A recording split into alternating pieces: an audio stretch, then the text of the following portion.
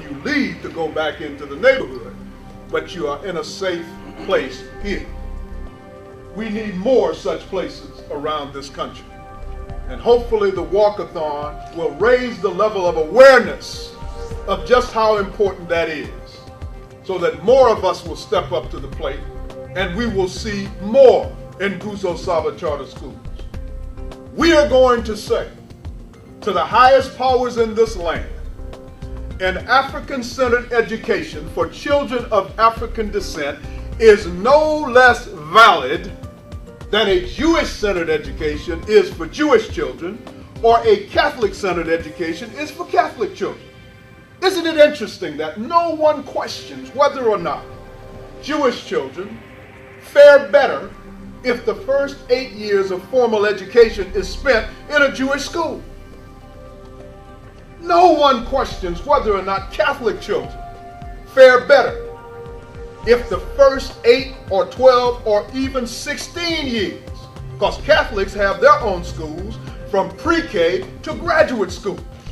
No one questions whether it is advantageous to a Catholic child to spend as much of his or her time in an educational situation in Catholic schools, so that the formal technical education is passed on to them within the context of their own history, heritage, and culture. The stuff that invests them with a positive sense of self-esteem, that there's nothing that they believe that they cannot do. But what happens to our children?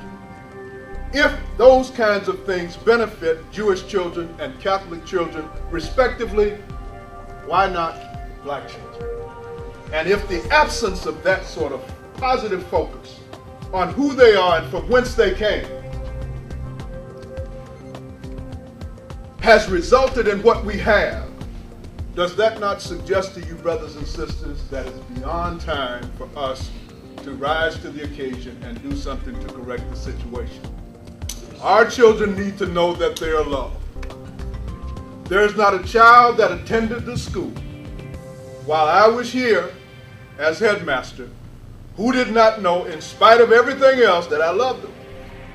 Even when I took them to my room, down in the back there, they knew that it was out of love. Most of the time, it was to threaten them. And the threat was more effective. In fact, I never wanted to have to do anything to anybody, because it's almost like they say,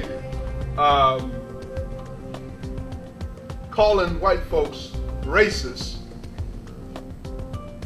wears out the value and the impact of racism.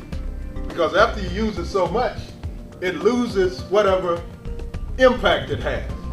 So it's better to threaten to call somebody something than to call it, because once you call it, if nothing else follows it up, what you gonna do anyway? Just sold a wolf ticket, you see.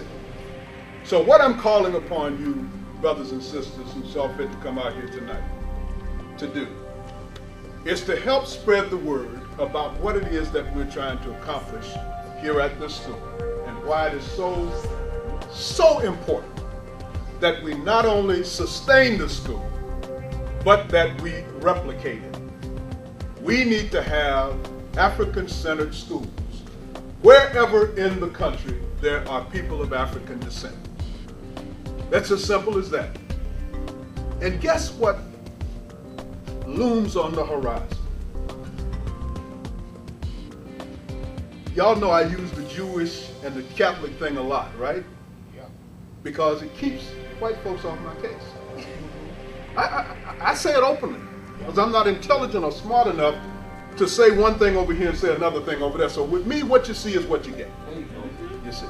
What I say to you, I'll say to the white folks. What I say to the white folks, I say to you. I don't know how to be subversive. So I use the Jews a lot, because when folks ask me, well, isn't what you're teaching African-centered, isn't that racism in reverse? I said, well,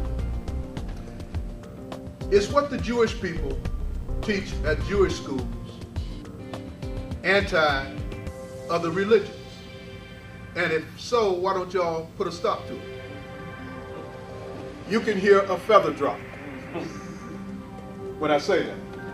I can tell you now the best kept secret of why this school has survived for 10 plus years is in large part because I know how to put those people and keep them on the defense. I do not let those people put me on the defense. I told my son the other day, a few weeks ago, and I didn't realize this. Dolores. I am the freest man I know. Nobody tells me what I have to do. Nobody makes me do anything. I get up when I want to get up, if I want to get up. I do what I want to do, if I want to do anything. If I don't want to do anything, I don't do anything. Nobody makes Afrikan Geuka do anything. But Afrikan Geuka is motivated to do right by black folks, but Lord knows this chip has been put in me to love black folks. And I can't help myself. But I know it wasn't put in there for naught. Just as I've been preserved to be able to walk 1,000 miles and also possessed with the will to walk that 1,000 miles. And when I get there to speak truth to power, because we're not going to read a proclamation at the White House with our hat in hand, begging and asking for anything. We're going to say to your president and theirs, you need to stand up and acknowledge, Mr. President, that an African-centered education for children of African descent is just as valid, if not more so, as a Jewish-centered education is for Jewish children and a Catholic-centered education is for Catholic children. If the President of the United States says that, what will that do for our children? And the fact that he is partially black, as far as I'm concerned, gives him all the more reason that he should do it. Now, do I expect him to do it? It doesn't matter. The question is, will I have done what I'm supposed to do?